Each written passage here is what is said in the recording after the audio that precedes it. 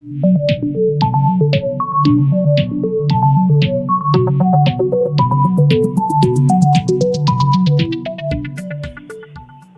Student, concepts of physics में आपका स्वागत है। हम लोग कैपेसिटर से संबंधित न्यूमेरिकल्स बना रहे हैं। तो आज भी उसी चरण में मैं आपको बताऊंगा। आज कुछ बच्चों के फिर प्रॉब्लम्स आए हैं, मैं उन्हीं को डिस्कस करूंगा। एक क्वेश्चन जो बच्चों ने भेजा है वो ये है कि दो कैपेसिटर, एक C1 है जिसकी वैल्यू 4 माइक्रोफैराड है और एक C2 है जिसकी वैल्यू 2 माइक्रोफैराड है। इन दोनों को सीरीज में जोड़ करके एक 100 वोल्ट की बैटरी से चार्ज किया जाता है। तो जब ये कैपेसिटर चार्ज हो जाएंगे, ये देखिए मैंने प्लेट्स पर चार्ज बना दिए आपको समझने के लिए। देखिए, एक तो ये तरीका होता है कि जो क्वेश्चन हो, क्वेश्चन को पढ़ के क्वेश्चन का रिप्रेजेंटेशन पूरी तरह से आपको फिगर में कर लेनी चाहिए। आप ध्यान देंगे तो पाएंगे कि मैं हर क्वेश्चन को पहले फिगर में रिप्रेजेंट कर लेता हूं, ताकि पूरा क्वेश्चन आपको फिगर में दिखाई पड़े, तब दिमाग सही तरीके से वर्क करता है, ज्यादा वक्त भी नहीं लगता है सॉल्व होने में। तो देखिए, दो कैपेसिटर को हमने सीरीज में जोड़ के 100 वोल्ट से चार्ज कर लिया और चार्ज करने के बाद इनके लाइक टर्मिनल्स आपस में जोड़ दिए गए ऐसे। ये C1 जिसकी वैल्यू 4 माइक्रोफैराड है और ये C2 जिसकी वैल्यू 2 माइक्रोफैराड है। इन दोनों को सोर्स से डिस्कनेक्ट कर दिया गया और लाइक टर्मिनल आपस में जोड़ दिए गए, यानी दोनों के पॉजिटिव प्लेट आपस में और नेगेटिव प्लेट आपस में जोड़ दिए गए। तब इसमें क्वेश्चन में आगे पूछा है कि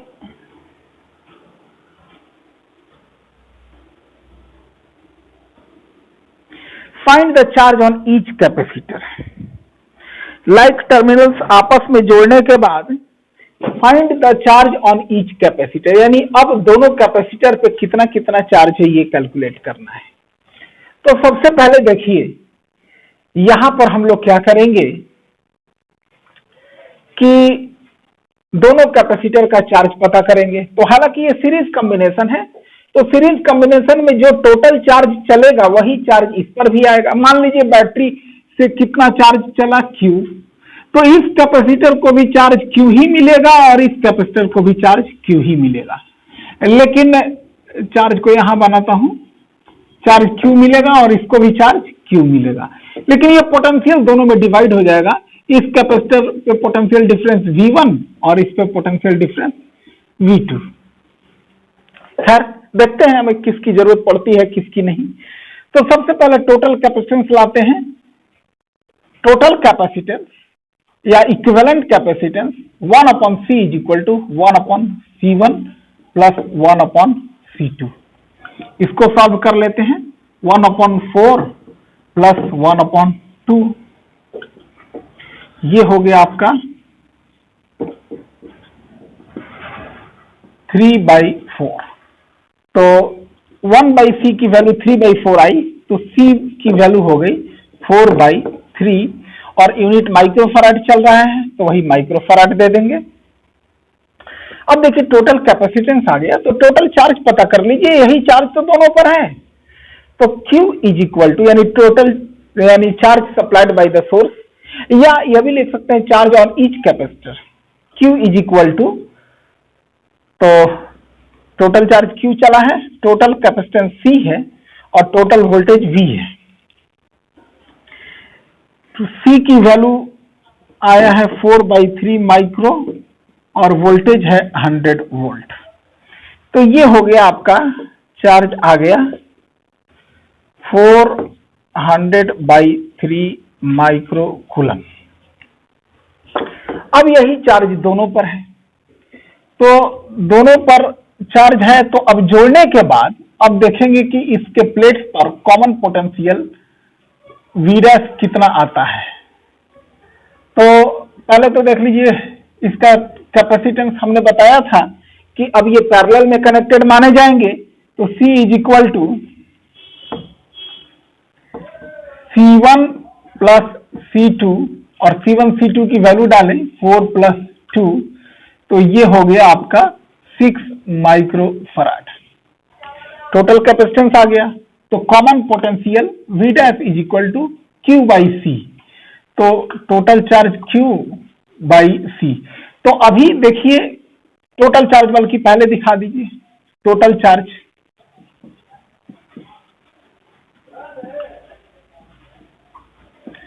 टोटल चार्ज इस प्रीवियस केस में टोटल चार्ज Q माना था, तो इस केस में टोटल चार्ज आप Q डैश मान लीजिए। Q dash is equal to CV, total capacitance C, और टोटल वोल्टेज, टोटल चार्ज नहीं, सॉरी ये फॉर्मूला नहीं लगाना है। टोटल चार्ज तो यहां से इन दोनों पर जितना जितना चार्ज है, यानी दोनों कैपेसिटर पर 400/3 चार्ज है, बैटरी से 400/3 चला, तो सीरीज में दोनों पर उतना ही चार्ज रहेगा। तो टोटल चार्ज हो गया 400/3 प्लस 400/3, तो ये हो गया 800/3 माइक्रो कूलम। अब कॉमन पोटेंशियल लाइए।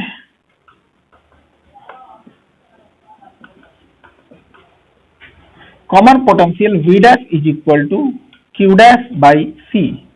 Q डैश की वैल्यू है 800/3 माइक्रो, और टोटल C की वैल्यू है 6 माइक्रो। अब इसको आप सॉल्व कर लेंगे, तो ये सॉल्व करके हो गया 3 और ये 400, तो ये आ गया आपका 400 डिवाइडेड बाई 9 वोल्ट। दोनों पे वोल्टेज आ गया 400 डिवाइडेड बाई 9 कॉमन पोटेंशियल। अब लास्ट में निकालेंगे charge on C1। Charge on C1, तो वो उसका नाम देते हैं Q1। Q is equal to CV होता है, तो C1 और पोटेंशियल V डैश है।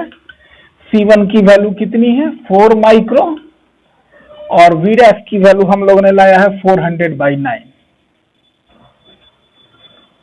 ये आ गया 1600/9 माइक्रो कूलम। इसको चाहे तो और सॉल्व कर सकते हैं। अब लिखिए charge on C2, Q2 is equal to C2 V dash. C2 और पोटेंशियल इसको भी V डैश मिल रहा है। C2 की वैल्यू 2 माइक्रो और वोल्टेज है 400/9। अब देखिए 800/9 माइक्रो कूलम दोनों पे आ गया। क्वेश्चन में जो पूछा था वो हो गया। इसको ध्यानपूर्वक देखें, इसके बाद मैं नेक्स्ट क्वेश्चन बताऊंगा।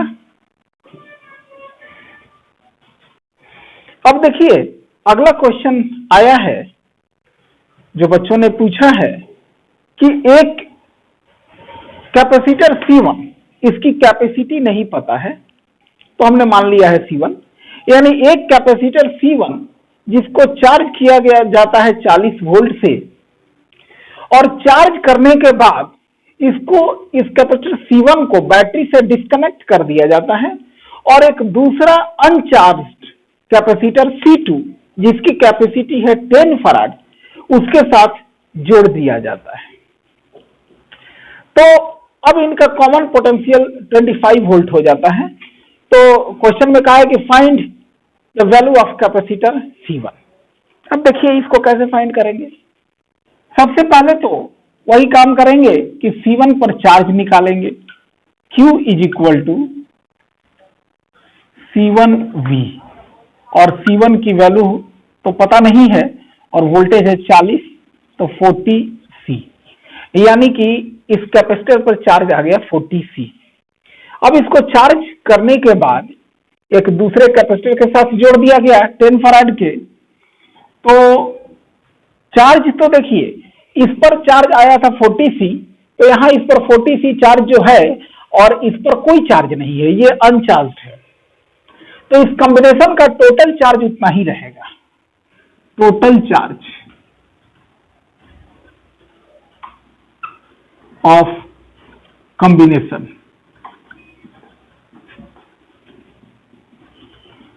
Q इज इक्वल टू, ये है 40C, एक पर चार्ज है और दूसरे पे 0, तो इस कॉम्बिनेशन का टोटल चार्ज वही रह गया 40C। इसका कैपेसिटेंस C1 है तो 40C1। अब इसका कॉमन पोटेंशियल ले आए।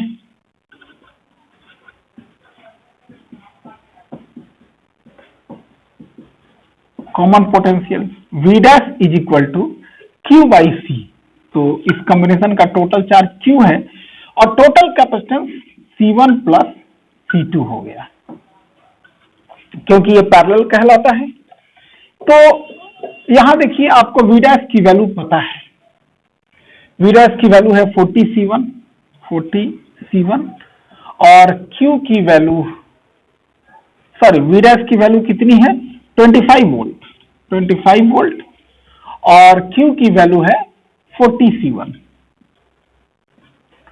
Divided by C1 plus C2। अब इसको सॉल्व कर लेंगे। 25C1 plus 25C2 is equal to 40C1। और देखिए ये इसको आप इजीली सॉल्व कर सकते हैं। अब देखिए तो ये आ गया 15C1 is equal to 25C2। C2 की वैल्यू हमें मालूम है, तो C2 की वैल्यू 10 फराड है, तो 10 रख देंगे, 25 इंटू 10 और ये मल्टीप्लाई हो जाता है 250 और इस प्रकार C1 इज इक्वल टू 250 बटा 15। अब ये देखिए आपका इजीली C1 का वैल्यू आ गया 5 3 जा 5 5 जा, ये आ गया C1 की वैल्यू 50/3 फराड। ये आंसर हो गया। बिल्कुल इजी है, ध्यानपूर्वक देख लें, फिर मैं अगला क्वेश्चन बताता हूं। अब देखिए अगला क्वेश्चन है कि एक कैपेसिटर है 300 माइक्रोफराड का, इसको 200 वोल्ट से चार्ज करते हैं और चार्ज करने के बाद इसके प्लेट्स की दूरी आधी कर दी गई। चार्ज करने के बाद बैटरी से डिस्कनेक्ट भी कर देते हैं और प्लेट्स की दूरी आधी कर दी गई। जैसे मान लीजिए पहले प्लेट्स की दूरी d थी, तो अब दूरी d/2 कर दी गई। तो क्वेश्चन में पूछा है कि बताइए कि अब इसके प्लेट्स पर पोटेंशियल डिफरेंस क्या होगा और एनर्जी स्टोर्ड में क्या परिवर्तन आ जाएगा। यानी पहले एनर्जी स्टोर्ड कितना था और प्लेट्स की दूरी आधी करने के बाद एनर्जी स्टोर्ड कितनी रह गई, इसमें कितना परिवर्तन हुआ। तो इसके लिए सबसे पहले आप सॉल्व करेंगे, इस पर चार्ज ले आएंगे, इस कैपेसिटर पर Q is equal to CV और C की वैल्यू है 300 माइक्रो और वोल्टेज है 200। तो ये आपका हो गया 6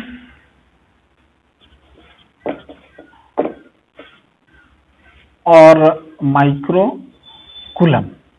तो इसको सॉल्व कर देते हैं। 6 इंटू 4 जीरो के बदले 10 पावर 4 और माइक्रो के बदले 10 पावर -6 कूलम। तो ये हो गया 6 इंटू 10 पावर -2 कूलम। चार्ज आ गया। एनर्जी स्टोर्ड भी ला दीजिए, क्योंकि कंपेयर तो करना ही है। एनर्जी स्टोर्ड तो Q²/2C, हाफ CV स्क्वायर से भी निकाल सकते हैं। तो Q² यानी 6 square 6 into 10 power -2 whole square 2C और C की वैल्यू कितनी है 300 माइक्रो यानी 10 पावर -6। ये हो गया आपका 6 into 6 divided by 2 into 300 into 10 power -4, ये स्क्वायर है और -6 ऊपर जाके +6 हो गया। इसको आप इजीली सॉल्व कर सकते हैं। अब देखिए इसको सॉल्व करने पर ये एनर्जी स्टोर्ड आ गया 6 जूल। अब आगे क्वेश्चन में कह रहा है कि इस कैपेसिटर को सोर्स से डिस्कनेक्ट कर दिया गया और इसके प्लेट्स की दूरी आधी कर दी गई, d/2। मान लीजिए प्लेट एरिया A है, तो पहले की कैपेसिटी जो C है वो कितना रहा होगा, A epsilon not upon D। और अब की कैपेसिटी मान लीजिए C डैश है, तो C डैश कितना हो जाएगा, A epsilon not upon D/2। तो ये हो गया 2 into A epsilon not upon D। यानी अब की capacitance C dash is double of the previous value, यानी C dash is equal to 2C। तो 2 और C की वैल्यू है 300 माइक्रो फराड। तो C डैश आपका फाइनली हो गया 600 माइक्रो फराड, C डैश आ गया। और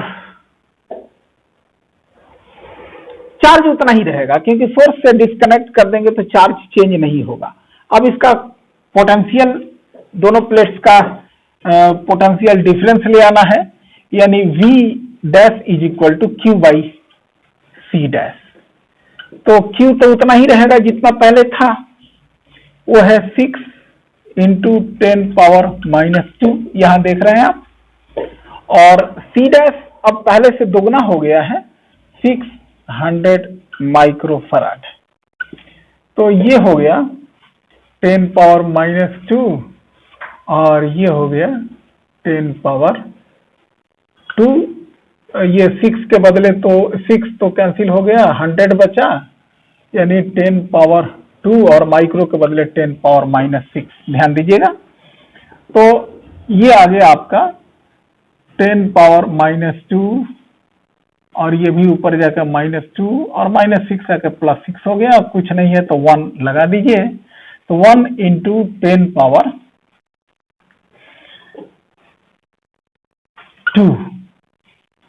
वोल्ट, यानी 100 वोल्ट। ये क्लियरली देखिए, चार्ज किया गया था इसको 200 वोल्ट से, लेकिन प्लेट्स की दूरी आधी करने से अब इसका पोटेंशियल डिफरेंस भी आधा हो गया, 100 वोल्ट हो गया। यानी एक बात, अब किसी न्यूमेरिकल को बनाए तो एक बात दिमाग में बैठा ही ले कि किसी पैरेलल प्लेट कैपेसिटर के प्लेट्स की अगर दूरी आधी कर दें चार्ज करने के बाद, तो उसके प्लेट्स का पोटेंशियल डिफरेंस भी आधी हो जाती है। अब एनर्जी स्टोर लाएं, एनर्जी स्टोर अब का लाएंगे तो चूंकि अब तो हमें चार्ज भी पता है और इसका पोटेंशियल भी पता है, दोनों में से कोई मेथड लगा सकते हैं। तो मान लीजिए मैं हाफ CV² लगाता हूं,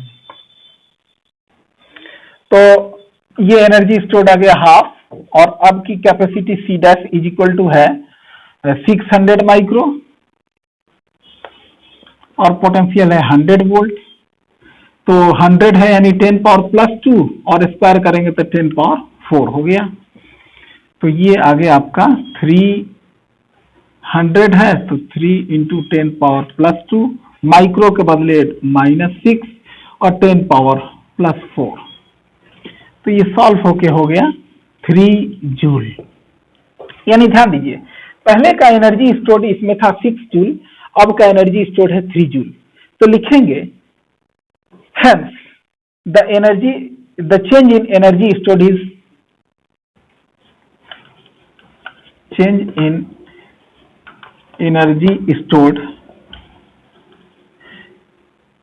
तो देखिए, पहले की वैल्यू 6 जूल में से 3 जूल माइनस कर देंगे, 6 - 3 इज इक्वल टू 3 जूल। ये आपका फाइनल आंसर हो गया।